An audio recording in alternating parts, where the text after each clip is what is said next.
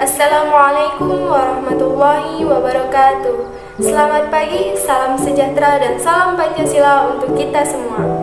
Perkenalkan, nama saya Rani Afriani, Prodi Ekonomi Syariah semester 1 dari Universitas Taibatul Raja. Sebelumnya, saya ingin mengucapkan terima kasih kepada Bapak Abdul Latif MPD selaku dosen pengampu mata kuliah Pancasila. Dalam video ini, saya akan memberikan paparan materi tentang mata kuliah Pancasila, yaitu Pancasila sebagai suatu sistem filsafat. Mulai dari apa sih itu sistem, apa sih itu filsafat, sampai bagaimana Pancasila sebagai sistem filsafat, kita akan bahas tuntas bersama. Mungkin selama ini kita sudah sering mendengar kata filsafat itu sendiri. Barangkali kita sering mengasumsikan kata filsafat ini sebagai kata-kata yang bijak, kata-kata yang baik, kata-kata yang penuh makna, prinsip, dan sebagainya.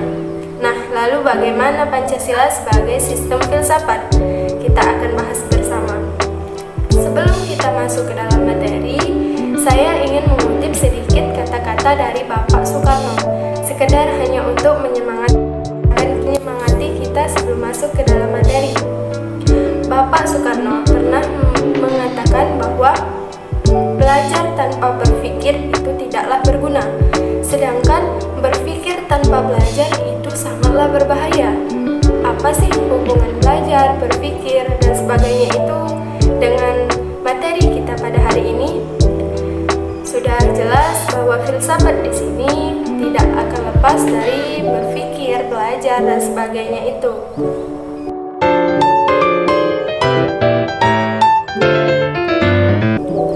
Nah, Pancasila sebagai sistem filsafat. Kita akan mulai dengan membahas apa itu sistem. Pancasila sebagai sistem filsafat membahas keterkaitan antara nilai-nilai Pancasila sebagai suatu sistem nilai. Kita lihat secara utuh berdasarkan syarat-syarat yang dipenuhi oleh suatu pengertian sistem, yaitu yang pertama, pengertian sistem menurut Voice tahun 1974, yaitu sistem memiliki beberapa ciri-ciri. Yang pertama, suatu kesatuan bagian-bagian. Yang kedua, bagian-bagian tersebut punya fungsi masing-masing. Yang ketiga, saling keterkaitan dan saling ketergantungan. Yang keempat, mempunyai suatu tujuan. Dan yang kelima, terjadi dalam lingkungan yang kompleks. Sedangkan menurut Nurhalis Hazim, sistem adalah suatu kesatuan, susunan, bagian-bagian yang saling ketergantungan.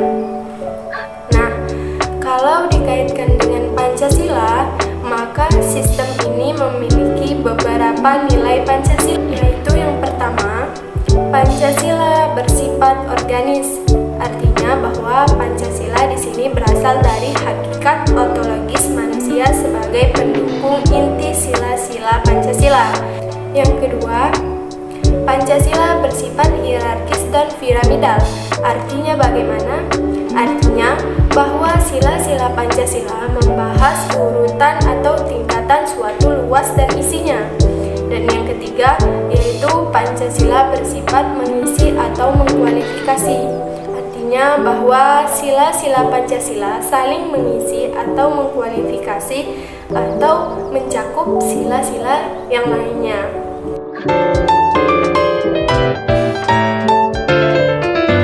Pengertian filsafat. Menurut Nasution, pada tahun 1973, istilah filsafat secara etimologi berasal dari bahasa Yunani Philen, yaitu berarti cinta, dan sophos yang berarti hikmah atau kebijaksanaan atau wisdom. Secara harfiah, istilah filsafat berarti cinta kebijaksanaan. Kebijaksanaan selalu dihubungkan dengan arti yang bijak atau wise. Artinya, kebijaksanaan ini dilakukan oleh orang-orang yang bijak atau orang-orang yang adil. Misalnya, kebijaksanaan pemerintah, artinya pemerintah membuat keputusan berdasarkan kewenangan di luar undang-undang atau dikenal dengan istilah disersi, Undang-Undang Nomor 30 2014 tentang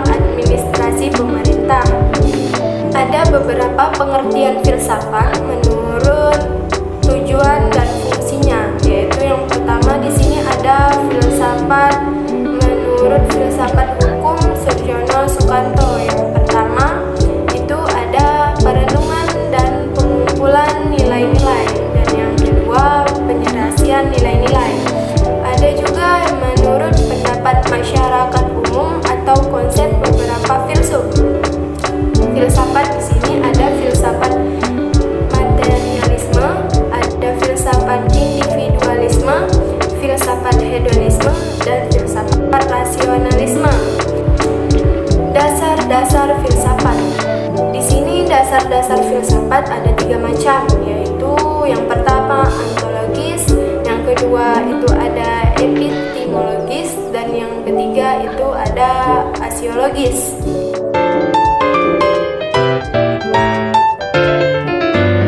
Baik, mungkin yang terakhir di sini ada tujuan filsafat dalam pendidikan Pancasila, yaitu yang pertama, tujuan fundamental.